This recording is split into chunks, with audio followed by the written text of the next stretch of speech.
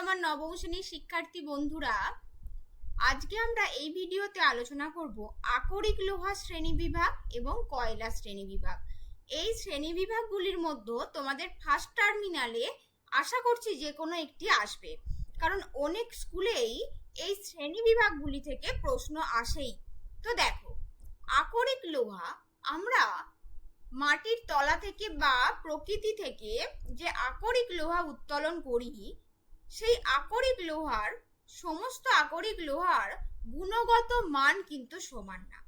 সেখানে বিভিন্ন টাইপসের আকরিক লোহা আমরা পাই।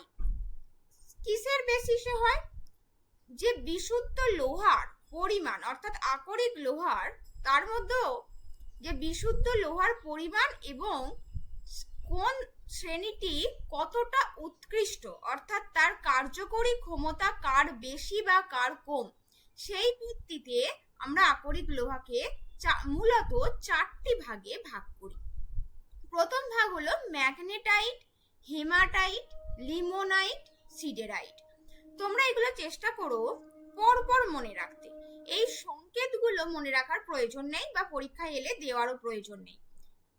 দেখো, ম্যাগনেটাইট কিভাবে প্রথমটা মনে রাখবে? ম্যাগনেট কথাটি মনে রাখো, ম্যাগনেট। তাহলে কি ম্যাগনেট মানে কি? সেখানে নিশ্চয়ই লোহার ভাগটা সব থেকে বেশি, অর্থাৎ তাই তো সেটা চৌম্বক দ্বারা আকৃষ্ট হবে, তাই সেটা প্রাকৃতিক চৌম্বক রূপে পরিচিত হয়, তাই এটি ম্যাগনেটাইট। প্রথমটা ম্যাগনেটাইট, অর্থাৎ এতে লোহার ভাগ সব থেকে বেশি বা সর্বাধিক।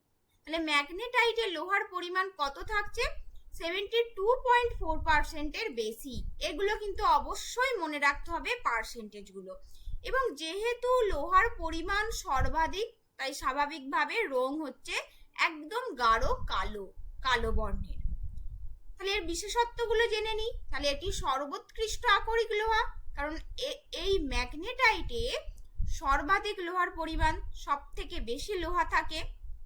কিন্তু এটি সর্বোৎকৃষ্ট আকরিক লোহা হলেও এটি কিন্তু প্রকৃতিতে খুব কম পরিমাণে পাওয়া যায়।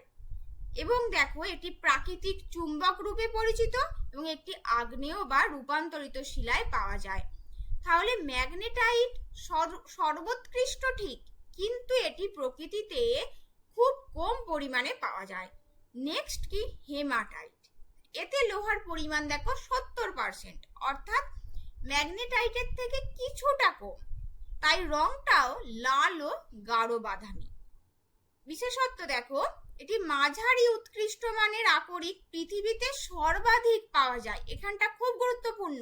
দেখো, ম্যাগনেটাইট মানছি সর্বাধিক তাতে লোহা থাকে, কিন্তু পৃথিবীতে পাওয়া তো যাচ্ছে খুব কম, তাহলে শিল্প কাজে কিভাবে ব্যবহৃত হবে?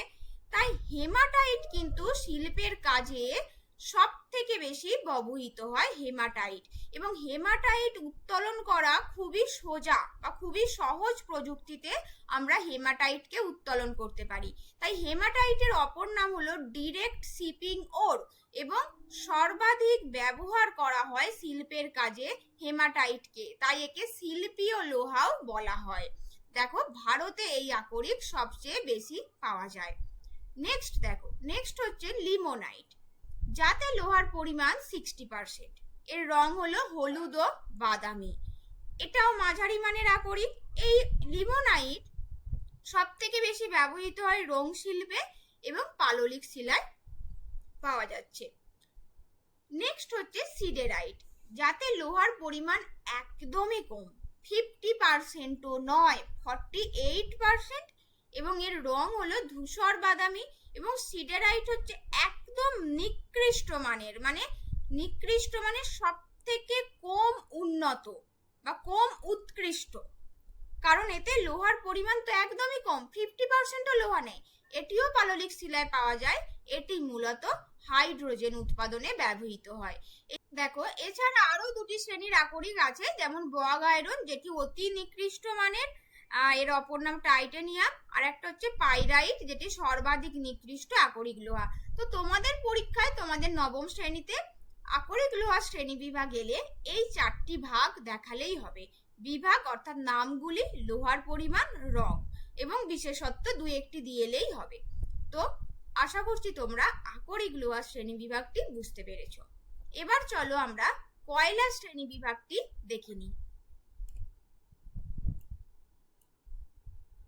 দেখো, ঠিক আকরিক লোহার মতো কয়লাকেও বিভিন্ন ভাগে ভাগ করা হয়। কয়লার যে তাপ উৎপাদন ক্ষমতা সেই অনুযায়ী আমরা কয়লাকে ভাগ করি। আমরা জানি কয়লা মূলত দুটি ভূতাত্ত্বিক যুগে আমাদের পৃথিবীতে সৃষ্টি হয়েছিল।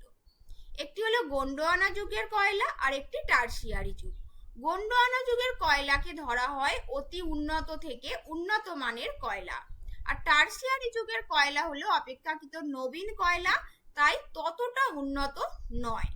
তো চলো এবার আমরা দেখে নিই শ্রেণী বিভাগগুলি। দেখো, প্রথম ভাগ অ্যানথ্রাসাইট। এতে কার্বনের পরিমাণ কত? যাতে কার্বনের পরিমাণ যত বেশি সেই কয়লা তত উন্নত, কারণ কয়লা হলো কার্বনেরই রূপভেদ। দেখো তাহলে এতে অ্যানথ্রাসাইট এই শ্রেণী বিভাগটিতে কার্বনের পরিমাণ হচ্ছে 85 থেকে 95%, অর্থাৎ 100-র মধ্যে 85 থেকে 95 ভাগ কার্বন থাকে। এগুলো তোমাদের পরীক্ষায় দেওয়ার কোনো প্রয়োজন নেই। এই উদ্বায়ী পদার্থের পরিমাণ, তাপ উৎপাদন ক্ষমতা, এগুলো কোনো প্রয়োজন নেই। জাস্ট কার্বনের পরিমাণটা দিও এবং রংটা দেবে। যেহেতু কার্বনের পরিমাণ সর্বাধিক, স্বাভাবিকভাবেই এর রং উজ্জ্বল কালো রঙের। এবার দেখো বিশেষত্ব, তাহলে আমরা বুঝতেই পারছি এটি সর্বোৎকৃষ্ট কয়লা। এখানে জলীয় বাষ্প খুব কম, সহজে জ্বলে না, আর পোড়ালে ধোঁয়া ও ছাই খুব কম উৎপন্ন হয়, কারণ এটি সর্বোৎকৃষ্ট। এতে পুরোটাই প্রায় কার্বন, তাই এখানে ধোঁয়া ও ছাই খুব কম উৎপন্ন হয়, কিন্তু সব থেকে বেশি তাপ উৎপন্ন হয়। কিন্তু এই কয়লার এই শ্রেণীবিভাগটি অ্যানথ্রাসাইট ঠিক আকরিক লোহার মতোই, যেটি সর্বোৎকৃষ্ট সেটি পৃথিবীতে সব থেকে কম পাওয়া যায়। তাহলে মাত্র 5% হলো এই অ্যানথ্রাসাইট শ্রেণীর কয়লা। তো চলো পরবর্তী পয়েন্ট আমরা দেখে নিই, পরবর্তী ভাগটি। দেখো, নেক্সট হচ্ছে বিটুমিনাস। বিটুমিনাস, এতে কার্বনের পরিমাণ কত? 50 থেকে 85%। এখানেও কিন্তু তোমাদের শ্রেণী বিভাগের নামগুলি পরপর মনে রাখতে হবে: অ্যানথ্রাসাইট, বিটুমিনাস, লিগনাইট আর পিট। তাহলে 50 থেকে 85%, এবং এর রং দেখো, আগেরটা ছিল উজ্জ্বল কালো, এটি হচ্ছে ধূসর কালো রঙের।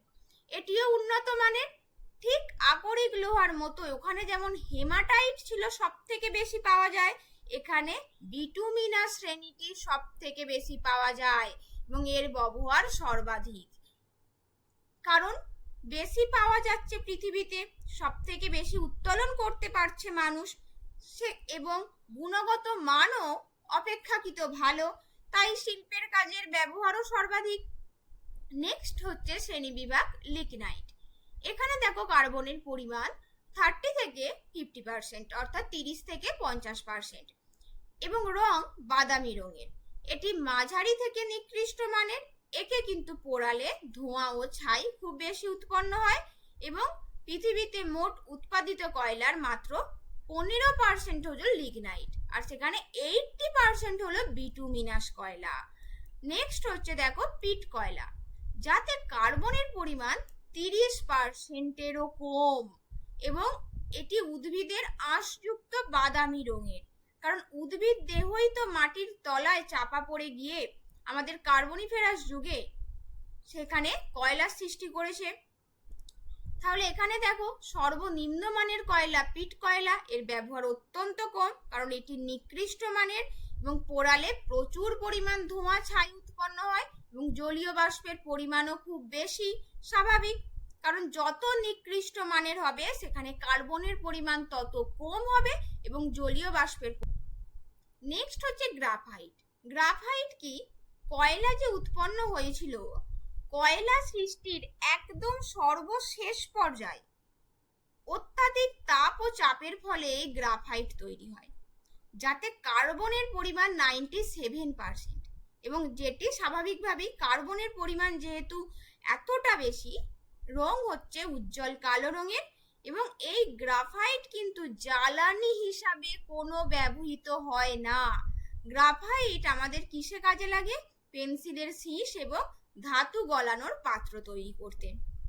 তো আশা করছি তোমরা এই কয়লার শ্রেণী বিভাগটিও বুঝতে পেরেছো এবং পরীক্ষা এলে কিভাবে লিখবে সেগুলো বুঝতে পেরেছো। এই উদ্বায়ী পদার্থের পরিমাণ, তাপ উৎপাদন ক্ষমতা এগুলো কিচ্ছু দেওয়ার প্রয়োজন নেই। তো বিভাগ নামগুলো পরপর থাকবে অবশ্যই, আর কার্বনের পরিমাণটা দিতে হবে এবং রং দিতে হবে। আর যাদের বিশেষত্ব বা বৈশিষ্ট্য মনে থাকবে দেবে, না হলে দেওয়ার প্রয়োজন নেই যদি পরীক্ষায় না বিশেষত্ব চায়। শুধু শ্রেণী বিভাগ চাইলে নামগুলি, কার্বনের পরিমাণ এবং রং এইগুলো লিখলেই ফুল নাম্বার তোমরা পাবে। তো আমার ভিডিওটি কেমন লাগলো তোমরা কমেন্টে জানিও এবং ভালো লাগলে লাইক এবং সাবস্ক্রাইব করে দিও।